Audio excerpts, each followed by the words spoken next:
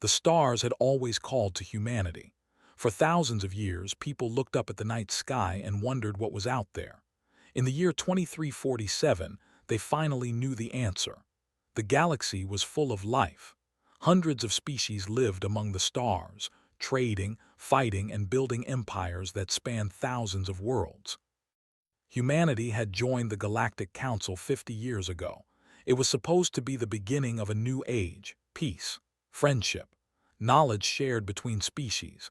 But humans quickly learned that the galaxy was not as welcoming as they hoped. Most species saw them as primitive, newcomers, a single planet of soft creatures who had barely learned to travel between stars. So humanity kept to itself. They stayed in their small corner of space, building quietly, watching carefully, and hoping that the galaxy would leave them alone. Admiral Park stood at the window of Earth Defense Station 1, watching the blue planet spin slowly below. He was an old man now, with gray hair and deep lines on his face. He had served in the fleet for 40 years, and he had learned one important truth: peace was fragile. Peace could break at any moment. "Admiral, we have detected another scan from the border," said Lieutenant, his second in command. She was young and smart, with sharp eyes that missed nothing. Nodded slowly, "The again." "Yes, sir, third time this week. They are not even trying to hide anymore." The Dominion had studied them carefully. They were a warrior species, tall and strong, with gray skin and 4 powerful arms. They had conquered over 200 star systems. They took what they wanted because no one could stop them. And now they were looking at Earth. "They are measuring us," said quietly, "counting our ships, looking for weakness. Should we increase patrols?" Shook his head. "No, we do not want to look aggressive, not yet. Let them think we are weak. Let them underestimate us." Far across the galaxy, on a world of black stone and red sky, Overlord sat upon his throne. He was the supreme ruler of the Dominion, feared by all who knew his name. His empire had crushed dozens of species. His fleets had burned countless worlds, and now he wanted something new. "Tell me about the humans," commanded. Commander stepped forward and bowed. He was most trusted general, a warrior who had never lost a battle. "They are nothing, my lord. One small planet, a handful of old ships. They joined the Galactic Council seeking protection, but the Council is weak. No one will help them. And their world? Rich beyond measure, fresh water, clean air, metals and minerals in abundance. It would be a prize worth taking." Smiled, showing rows of sharp teeth. "Then we shall take it, prepare the invasion fleet." But before could respond, the doors of the throne room opened. Ambassador walked in, her blue skin glowing softly in the dim light. She was not. She belonged to an older species, one that had watched the galaxy for thousands of years. "Overlord," said, bowing her head slightly, "I bring a warning from the Galactic Council." Waved his hand dismissively. "The Council warns us about everything. They are cowards who talk while we act." "This warning is different," said. Her voice was calm but serious. "Do not attack Earth. Do not provoke the humans." Laughed. "Why should we fear them? They are primitive, weak. They could not stop us if they tried." Turned to face him. Her ancient eyes held secrets older than the Empire. "The Council has records from before your species learned to make fire," she said. "We have watched every civilization rise and fall, and the humans are different from anything we have ever seen." "Different how?" asked, curious despite himself. "They are the only species in the galaxy that almost destroyed itself. Multiple times. They created weapons that could burn their entire planet. They fought wars that killed hundreds of millions of their own kind. Not for food, not for survival, for ideas, for pride, for revenge." Paused, letting her words sink in. "They are the most violent species we have ever encountered, and yet they survived. They looked at the darkness inside themselves and learned to control it. But that darkness is still there. It sleeps, and if you wake it, you will face something no empire has ever defeated." leaned back on his throne. You expect me to fear stories, myths. I see only a small planet with weak defenses. Then you see only what you want to see, said. I have done my duty. I have warned you. What happens next is on your hands. She turned and walked out of the throne room, watched her go, then looked at. Prepare the fleet, he said. We attack in 1 month. On Earth, Captain Lee ran training exercises with her crew. She commanded the battleship Wrath of Soul, one of the ships in the human fleet, was 35 years old, with short black hair and eyes that had seen too much. She had joined the military because she believed in protecting her home. Now she was starting to believe that war was coming.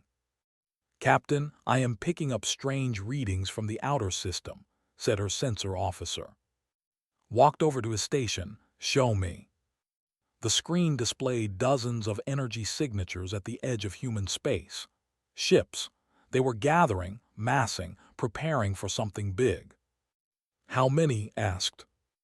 At least 300, Captain, and more arriving every day. Felt cold spread through her chest. 300 ships. Humanity had 50. The math was simple and terrifying. Send this to Admiral, she said. He needs to know what is coming. Deep beneath the ocean on Earth, in a facility that did not officially exist, Doctor worked alone. He was 70 years old, a scientist who had spent his life building things he hoped would never be used. The room around him was filled with screens showing weapon designs, terrible designs, things born from humanity's darkest history. President visited him that night. The president was a calm man who believed in peace, but even peaceful men had to prepare for war. Show me, said. Pulled up the files. Project Locust, drones that eat enemy ships and build copies of themselves. Project Silence, a pulse that can shut down all technology in an entire star system. Project Wrath, hidden weapons platforms that can destroy planets. Stared at the screens. We built all this. We built it because we know what we are, said quietly. We know what humans become when we are pushed too far. These weapons exist because we feared ourselves more than we feared any alien. And if we have to use them. Looked at the president with old, tired eyes. Then may God forgive us, because the galaxy never will. 3 weeks later, the sky above Earth filled with ships. 3,000 warships entered the solar system, blocking out the stars. They came in perfect formation, a display of power meant to crush all hope. Commander broadcast his message to the planet below. Every human heard his words. People of Earth, your world now belongs to the Dominion. Surrender your leaders, surrender your resources, resist and we will take everything by force. You have 1 hour to decide. Admiral listened to the message from his station. Around him, officers waited for orders. 50 ships against 3,000. It was impossible odds. But was not thinking about winning. He was thinking about the evacuation ships loading civilians at this very moment. He was thinking about buying time. He was thinking about the weapons sleeping beneath the ocean. All ships, he said calmly, prepare for battle. Today we fight for our children's future. And across the galaxy, Elder, who had lived for 4,000 years, watched the reports come in. He sat in the great hall of the Galactic Council and spoke to no one but himself. They have woken the sleeping giant, he whispered, and now they will learn why we left humanity alone. The war had begun. The first battle lasted 8 hours, 8 hours of fire and death in the cold emptiness of space. Admiral Park watched his ships fight against impossible odds, 50 against 3,000, and somehow they held. They did not win. They could not win, but they held long enough.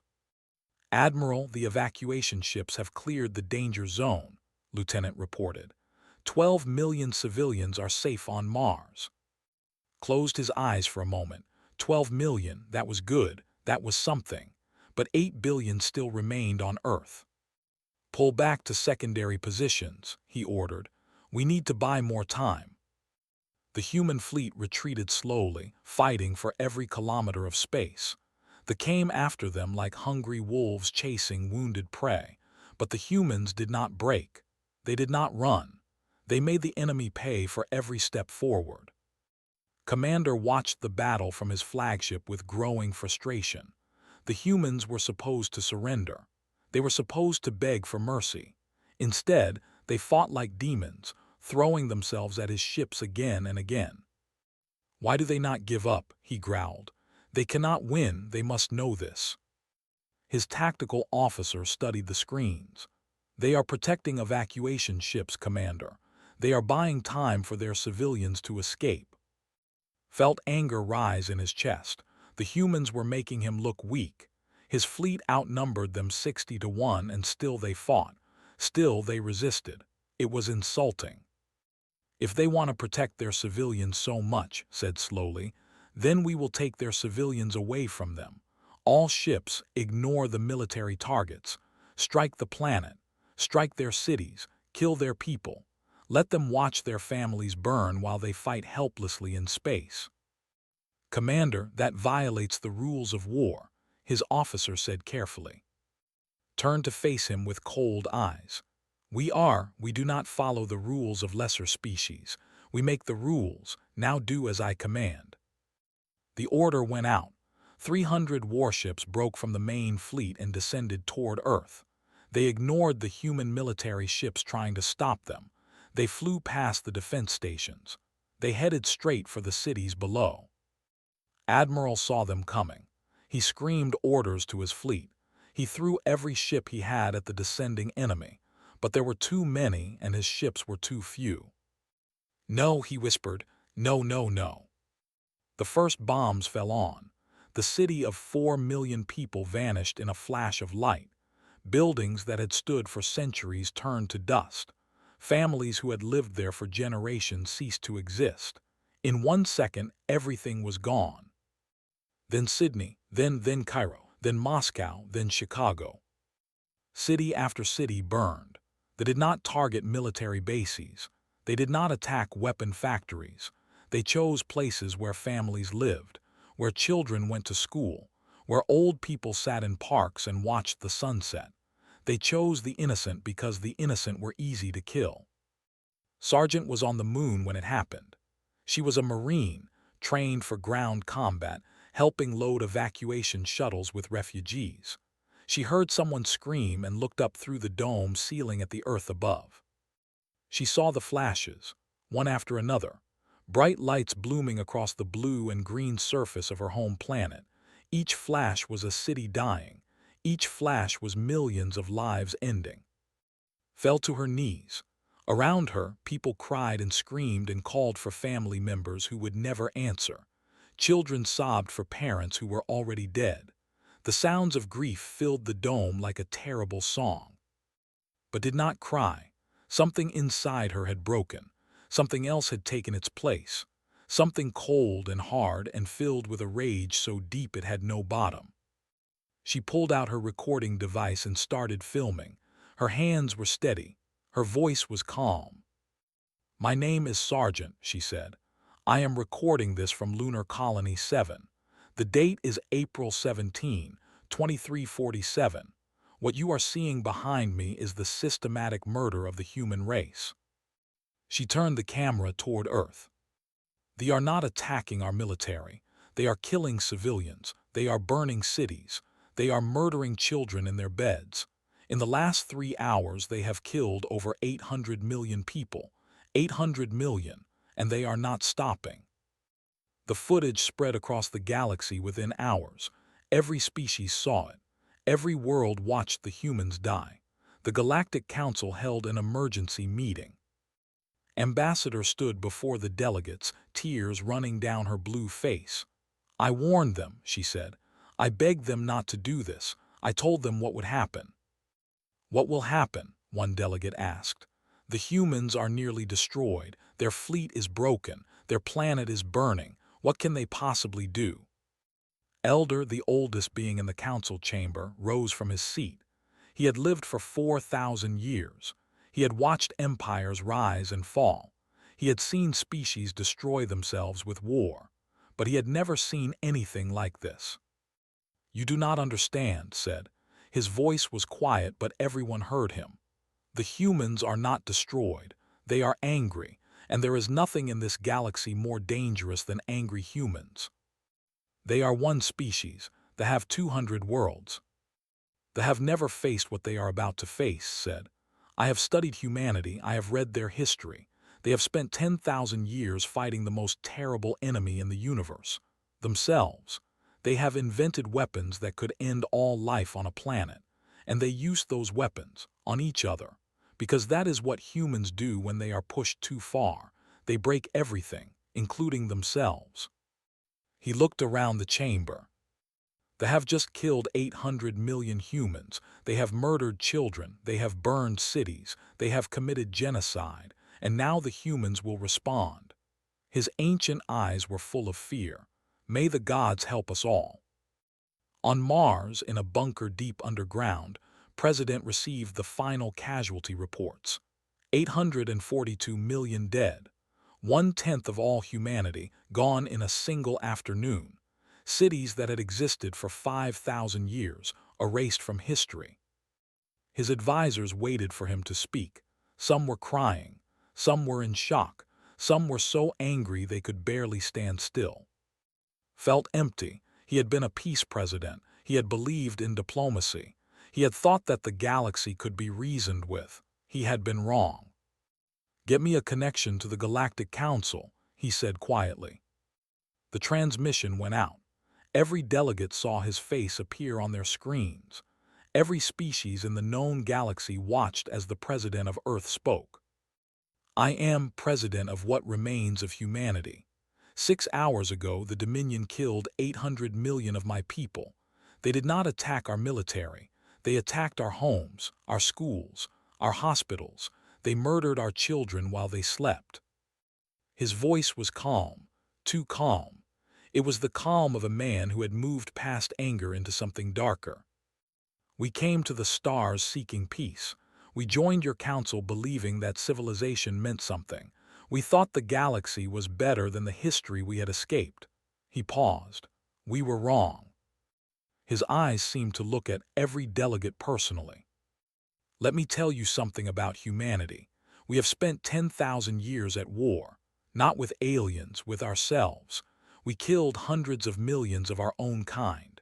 We invented weapons that could burn continents. We came within minutes of destroying our entire world, multiple times." His voice dropped lower. "We are not peaceful because we do not know how to fight. We are peaceful because we know exactly how terrible we can be. We chose peace because we feared what would happen if we ever let the monster inside us loose again." He leaned forward. "They have made a mistake.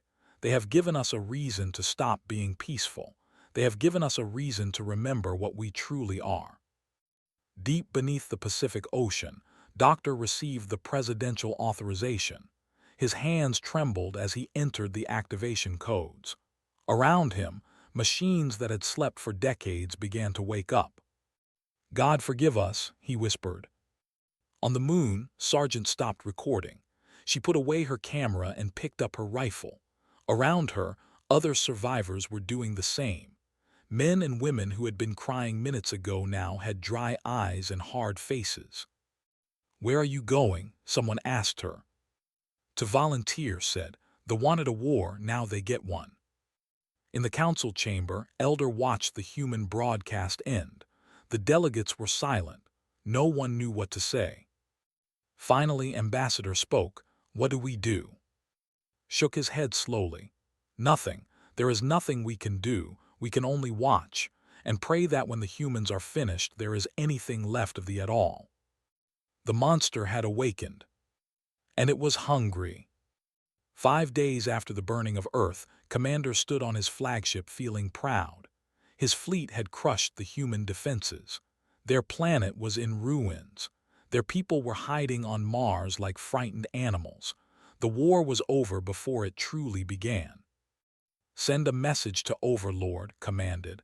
"Tell him Earth is ours. The humans are broken. We will begin taking their resources immediately." His communications officer bowed. and began preparing the transmission. Then every alarm on the ship started screaming. "Commander, we are detecting ships emerging from behind Jupiter." Frowned, "How many? The humans had only 50 ships. We destroyed most of them." The officer's face went white. "200 ships, Commander. No, 300, 400. He looked up with fear in his eyes. "Over 600 human ships. They are coming out of hiding all around the outer planets." Grabbed the console so hard his claws left marks. "That is impossible. Where did they come from?" "Unknown, Commander, but they are broadcasting a message." The main screen flickered. Captain Lee's face appeared. She sat in the command chair of the Wrath of Sol, surrounded by officers who moved in perfect silence. Her eyes were empty of everything except cold purpose. "Invaders," said. Her voice was flat and dead. "You killed our children. You burned our cities. You murdered 800 million innocent people. Now you will learn what happens when you make humanity angry." She leaned forward slightly. "We gave you peace. You gave us genocide. Now we give you war, real war. The kind of war humanity has been practicing for 10,000 years. The kind of war that breaks empires and ends civilizations." The transmission ended. The human fleet attacked. They had numbers, 3,000 ships to humanity's 600, but something was different about the human ships. They moved faster than anything they had seen. Their weapons hit harder than they should, and the crews did not hesitate. They did not pause. They came like a storm of fire and metal. Admiral Park commanded the battle from a ship that was supposed to be destroyed. They had thought they killed his fleet. They were wrong. They had killed the ships humanity showed them. The real fleet had been hiding, waiting, preparing for this moment. "All ships engage at will," ordered. "No mercy, no quarter. Make them pay for every life they took." Captain's ship cut through the enemy formation like a blade through flesh. She had not slept in 5 days. She did not need sleep. The faces of the dead kept her awake. 800 million faces crying out for justice. "Target the command ships first," she ordered. "Cut off their heads, then we hunt the rest." In the first hour, humanity destroyed 300 ships. In the second hour, 400 more. They tried to form defensive lines, but the humans broke through every time. They tried to retreat, but the humans chased them. They tried to surrender, but no one was listening. Sergeant led Marine boarding teams against enemy vessels. Her squad moved through ships like ghosts, killing everyone they found. She did not enjoy it. She did not hate it. She simply did what needed to be done. On one ship, she found an officer trying to hide. He raised his 4 hands in surrender, speaking rapidly in his own language. The translator in her helmet converted his words. "Please, I surrender. I was only following orders." Looked at him. She thought about the children of who never got to surrender. She thought about the families of Sydney who were not given a choice. "Orders," she repeated. "You burned our cities because of orders. You killed our children because of orders." She raised her weapon. "Now I follow my orders." The officer's body joined the others. Back on Mars, Doctor watched the battle reports with grim satisfaction. The human fleet was winning, but it would not be enough. They had 200 star systems. They could build more ships. They could call more soldiers. Humanity needed something else, something that would end this war forever. "Project Locust is ready," he reported to President. The President looked at the weapon specifications on the screen. Self-replicating drones, machines that consumed enemy ships and used the material to build copies of themselves. 1 drone became 2, 2 became 4, 4 became 8. In days, a single drone could become an army of millions. "Once we release them, we cannot stop them," warned. "They will keep growing until there are no more ships to eat. Then they will shut down. At least that is what the programming says." "And if the programming fails?" Did not answer. They both knew the risk. A weapon that could destroy all technology in the galaxy. a weapon that could end civilization itself. Humanity had built it anyway, because sometimes you need a weapon so terrible that using it becomes unthinkable. But they had made it thinkable. They had killed 800 million people. They had burned cities full of children. They had made the unthinkable necessary. Release them, said. The locusts deployed from hidden bases throughout the solar system. At first, they were almost invisible. Small drones, no bigger than a fist, dark as space itself. They moved in swarms, flowing through the battle like shadows. The first ship fell without warning. The crew reported strange sounds against the hull like rain on metal. Then their power failed. Then their walls started disappearing. Within 30 minutes, the ship was gone. In its place floated 2,000 new locusts, already moving toward the next target. Commander received the reports with growing terror. Ships were vanishing. Entire squadrons disappeared without explanation. His fleet of 3,000 was shrinking rapidly, and he did not know how to stop it. "What are these things?" he screamed at his officers. No one could answer. They had never seen anything like the locusts. They could not fight them because there was nothing to fight. The drones were too small to target, too numerous to destroy. They simply came and consumed, growing stronger with every ship they ate. "Retreat," finally ordered. "All ships retreat to the border. We must warn the—" But retreat was easier to order than to accomplish. The human fleet blocked every escape route. Captains' ships hunted the fleeing without rest. Her pilots had not slept in days, but they did not complain. They did not slow down. They had too many dead to avenge. "Captain, the enemy flagship is trying to escape," her tactical officer reported. Looked at the screen. The commander who had ordered the bombing of cities. The man who had given the command to kill 800 million people. He was running. "All ships focus on the flagship," ordered. "I want him alive. He answers for what he has done." 20 human ships converged on the fleeing flagship. Their weapons disabled its engines, its shields, its weapons. The great warship drifted helplessly in space, dead and dark. Marines boarded the ship. They fought through corridors filled with desperate defenders. They stepped over bodies without looking down. They moved with terrible efficiency toward the command center where waited. They found him sitting in his chair, surrounded by dead guards. He had killed his own men to prevent them from surrendering. He looked at, and the humans behind her with something that might have been respect. "You fight well," he said, "better than I expected." Walked toward him slowly. "You killed our children." "I killed your enemies of tomorrow. That is war." Stopped directly in front of him. "No, that is murder, and now you will answer for it." She pulled out a device and showed it to him. It was a list, a very long list. 842 million names, she said. "Every person you killed. You will memorize them all. You will say each name before you die. It will take years, maybe decades, but you will remember every single one." She put the device away.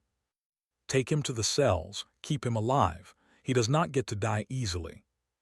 The battle ended 6 hours later. The fleet that had invaded human space was destroyed. 3,000 ships reduced to nothing but debris and locusts. Commander was captured. His officers were dead or prisoners. And humanity was just getting started. Admiral looked at the reports from his command station. The solar system was secured. Earth was still burning, but it was safe. Now came the next phase. "Send word to the fleet," he said. "We are not stopping here. We are going to make sure they never threaten anyone again." His officers looked at each other. They had 200 star systems, billions of soldiers, thousands more ships. "Sir," one officer said carefully, "they still outnumber us significantly." Turned to face him. His eyes were cold and empty. "They outnumber us, yes, but we are angrier, and in war, anger beats numbers every time." He turned back to the stars. "Set course for space. The enemy must learn what they have awakened." The fleet began to move. And across the galaxy, billions of beings watched in horror as humanity stopped being peaceful. The human fleet entered space on a cold Tuesday morning, though in space every morning is cold and there is no real Tuesday. 400 warships moved through the darkness, followed by clouds of locust drones that had grown fat from eating enemy vessels. Behind them, the solar system was secure. Ahead of them, 200 worlds waited in fear. Admiral Park stood on the bridge of his flagship watching the stars slide past. Each star might be a system. Each system might have billions of enemies. It did not matter. His fleet had a mission, and they would complete it no matter the cost. "Admiral, we are approaching the first defensive line," his tactical officer reported. Looked at the screen. 80 warships waited ahead, arranged in a perfect formation. It was supposed to be impressive. It looked like a funeral procession waiting to happen. "Captain Lee, take the lead," he ordered. "Break their line." The wrath of Sol accelerated forward. Captain Lee had not slept in 2 weeks. Her eyes were red and tired, but her mind was sharp. She had stopped feeling anything except a cold determination to finish what they had started. "All weapons ready," her officer reported. "Fire." The battle lasted 9 minutes. They fought bravely. They fought with everything they had. But the humans fought with something more than courage. They fought with rage. They fought with grief. They fought with the memories of 800 million dead screaming in their hearts. When it was over, all 80 ships were gone. Some had been destroyed by weapons fire. Some had been consumed by locusts. Some had tried to surrender, but surrender was not being accepted. Not yet. Not until the debt was paid. The Overlord received the news in his throne room. His face was gray with fear. This was not supposed to happen. The humans were supposed to be weak. They were supposed to surrender. They were supposed to accept their place as slaves of the Dominion. Instead, they were coming, and nothing seemed able to stop them. "How many ships did we lose?" asked quietly. "The invasion fleet is destroyed," his advisor said. "The first defensive line is destroyed. Reports indicate that human ships are moving through our outer systems without stopping." "Without stopping, they are not occupying the worlds." "No, my lord, they destroy all military targets and move on. They are not interested in conquest. They are interested in—" The advisor hesitated. "They are interested in us. In you. They are coming here." Felt cold fear spread through his chest. He had conquered dozens of species. He had crushed rebellions.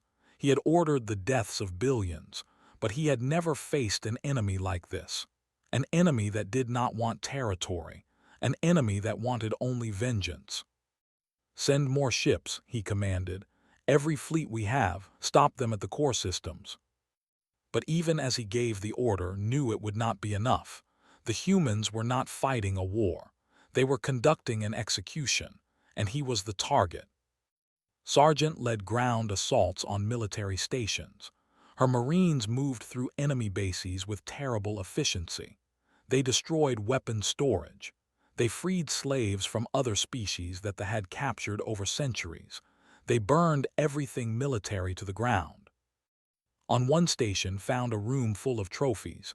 They kept souvenirs from their conquests, flags of destroyed nations, weapons of defeated armies, and photographs. One photograph showed from orbit. It was labeled in writing. When her translator decoded it, felt ice fill her veins. Target 17.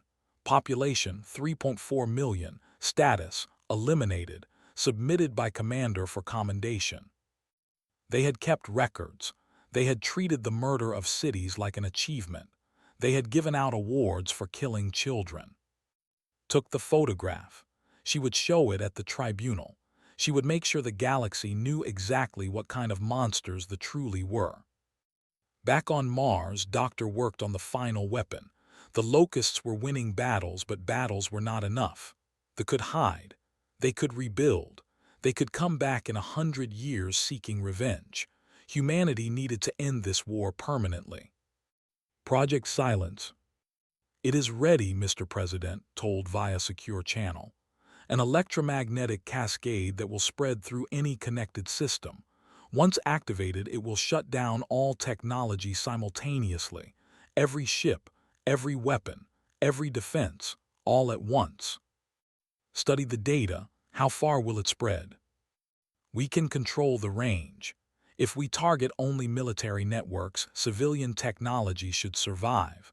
But their fleets will go dark. Their orbital defenses will fail. They will be completely helpless. How many will die?" Was silent for a moment. "Military ships will lose life support. Stations will lose power. Millions will die. Maybe tens of millions." Closed his eyes. He had never wanted this. He had been elected on promises of peace.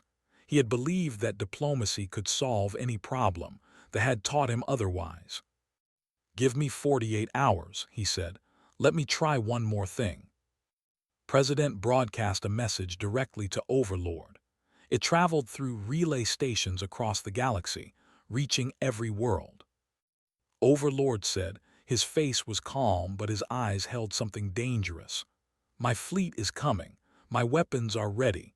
I can end your empire in days, but I am offering you a choice." He paused, letting the silence grow heavy. "Surrender, unconditionally. Your military commanders will stand trial for genocide. Your species will pay reparations for 100 generations. Your empire will be dismantled forever. Your people will live, but they will live knowing what they allowed to happen." His voice hardened.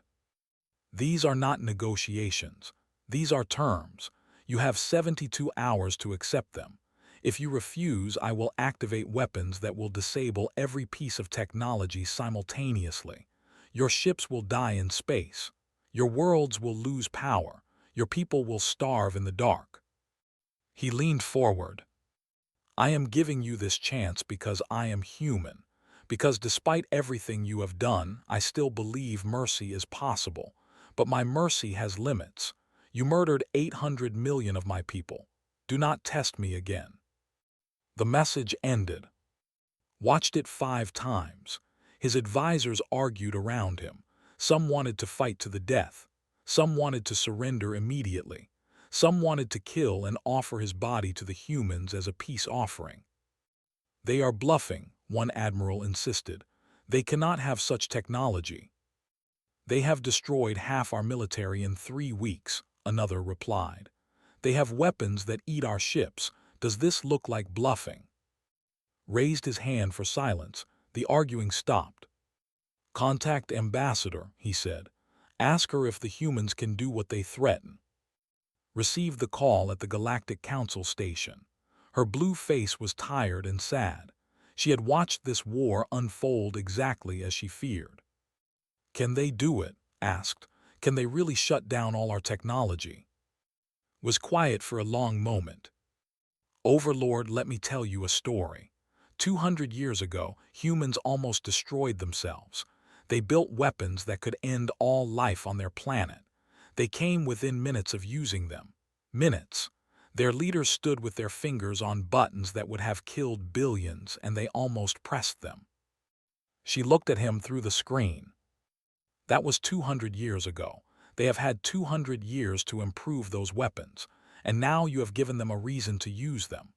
Her voice was soft but firm. "Yes, Overlord, they can do exactly what they threaten. The only reason your species still exists is because President is a good man. He is giving you mercy you do not deserve." Lowered his head. For the first time in his life, he felt truly defeated. "What should I do?" "Surrender, immediately. Accept whatever terms they offer, and pray that human mercy is stronger than human anger." The Dominion surrendered 14 hours later. Admiral received the news on his flagship. Around him, officers who had not rested in weeks waited for his response. The war was over. They had won. But there was no celebration, no cheering, no joy, only exhaustion and grief. They had won, but they had lost so much. Earth was still burning. 800 million were still dead. Victory felt like ashes in their mouths. Set course for the, said quietly. We accept their surrender in person. Captain Lee landed on the enemy capital 3 days later. She walked through streets that had never known invasion. Civilians watched from windows, terrified of the small humans who had broken their mighty empire. Walked beside her along with 50 Marines. They climbed the steps to the great government hall where waited. At the top, they planted the Earth flag. Did not smile, none of them did. This is not victory, she said softly. This is just the end of the beginning. Overlord was brought before Admiral in chains. The proud ruler looked broken, old, afraid. Why? Asked. How did you defeat us so fast? We had 200 worlds. We had trillions of soldiers. Looked at him for a long moment. You conquered the weak, the peaceful, the unprepared. You never faced anyone who truly wanted to destroy you. He stepped closer. Humanity has spent 10,000 years fighting the most dangerous enemy in the universe, ourselves. We know how to make war in ways you cannot imagine, because we practiced on each other first. He turned away. You were never our enemy. You were just a mistake. A terrible mistake that cost us 800 million lives and taught the galaxy a lesson. What lesson? Looked back at burning Earth, visible in the distance on the screens. Never make humanity angry. The war tribunals lasted 4 years. They were held in a new building constructed specifically for this purpose, built on the ruins of what had once been Sol. 12 species sent judges to ensure fairness. Every session was broadcast across the galaxy so that all beings could see justice done. Commander was the first to stand trial. He sat in a small chair, surrounded by guards, as witnesses told their stories. Survivors described watching their families die. Soldiers showed recordings of cities being destroyed. Scientists explained exactly how the bombs worked, how they turned living beings into shadows burned onto walls. Tried to defend himself. He spoke of military necessity. He claimed he was following orders from Overlord. He argued that the humans had been enemies who needed to be destroyed before they could become a threat. The prosecutor was a young woman named Moon. She had lost her parents, her brothers, and her children in the bombing of. She had nothing left except a need to see justice done. You speak of military necessity, she said quietly. But the cities you bombed had no military value, was full of fishermen and students. Sydney was full of artists and teachers, was full of families eating dinner when your bombs fell. She placed photographs on the table, children smiling at birthday parties, old couples holding hands, young people graduating from school. These are some of the people you killed, just some. We do not have photographs of all 800 million, but I want you to see their faces. I want you to understand that they were not enemies. They were people. They had dreams. They had love. They had futures you stole from them. Was found guilty of genocide. He was sentenced to spend the rest of his life on a prison station in the darkest corner of space. He would live, but he would live knowing that his name would be cursed forever. In every history book, in every species' memory, he would be remembered as a monster. Overlord received the same sentence. He did not argue. He did not defend himself. He simply accepted his punishment in silence. The proud ruler who had dreamed of conquest spent his remaining years staring at cold stars, remembering the empire he had destroyed through his own arrogance. The Dominion was dismantled. 200 star systems were freed from their control. Dozens of enslaved species were liberated, allowed to return to their or build new lives wherever they chose. The people were not punished collectively. President insisted on this. The civilians did not order the attack, he said. The children did not kill anyone. We will not become the monsters we fought. The guilty will pay. The innocent will be allowed to rebuild. It was a controversial decision. Many humans wanted revenge. Many wanted every to suffer as they had suffered, but held firm. Humanity had won the war.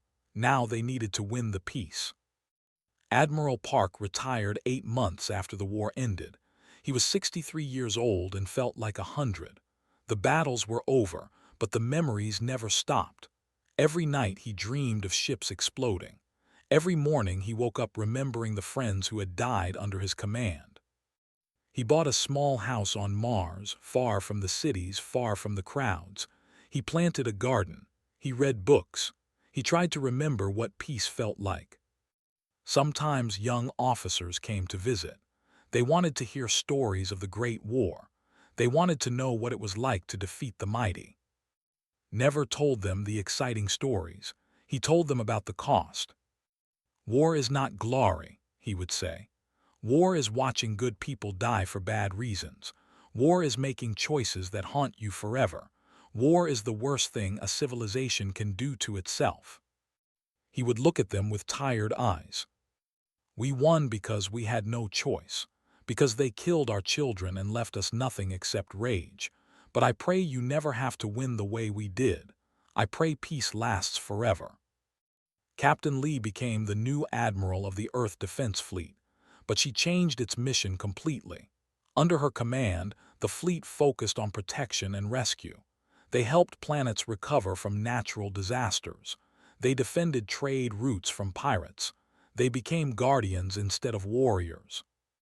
We showed the galaxy what we can do when we are angry, she told her officers.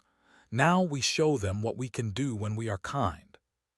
She never married. She never had children. The war had taken too much from her. She had nothing left to give to anyone except her duty. Some called her the loneliest woman in the galaxy. She did not argue. Doctor destroyed all his research 1 year after the war. He deleted the files for Project Locust. He burned the plans for Project Silence. He dismantled the weapon facilities that had been hidden around the solar system. These things should never have been built, he wrote in his final scientific paper. I created them because humanity asked me to, because we faced extinction. But now the danger has passed and these nightmares must pass with it. He spent his remaining years teaching young scientists. He taught them about responsibility. He taught them that knowledge is power and power must be controlled. The galaxy will remember us for our weapons, he told his students. But I hope they also remember that we chose to destroy those weapons when we no longer needed them. We could have ruled the stars with fear. We chose not to. That choice is what makes us worthy of the future. Sargent returned to the rebuilt lunar colony. The domes were new. The buildings were new, but the people inside them carried old wounds. Survivors, orphans, people who had lost everything and were trying to find reasons to keep living. Opened a school. It was a small building with simple classrooms and a garden under the dome. She taught children how to read and write. She taught them history and science. She taught them that peace was precious because she had seen what happened when peace shattered. Strange children came to her school. Human children whose parents had died in the war, but also children. Young ones with gray skin and 4 small arms, orphans whose families had been destroyed when the Dominion collapsed. They had nowhere else to go. Some humans protested. Why should they help children? Why should they feed the enemy's young? Face them with calm eyes. Children did not start this war, she said. Children did not order the bombing. Children did not choose to be born any more than our children chose to be born human. They are innocent, and if we punish the innocent, we become exactly what we fought against. The protests faded. School grew. Human and children learned together, played together, formed friendships that would have been impossible a generation ago. It was a small thing, but small things become large things with time. President served 3 more terms after the war. He worked tirelessly to rebuild Earth. The damaged cities were reconstructed. The poisoned lands were healed. New forests grew where bombs had left only ash.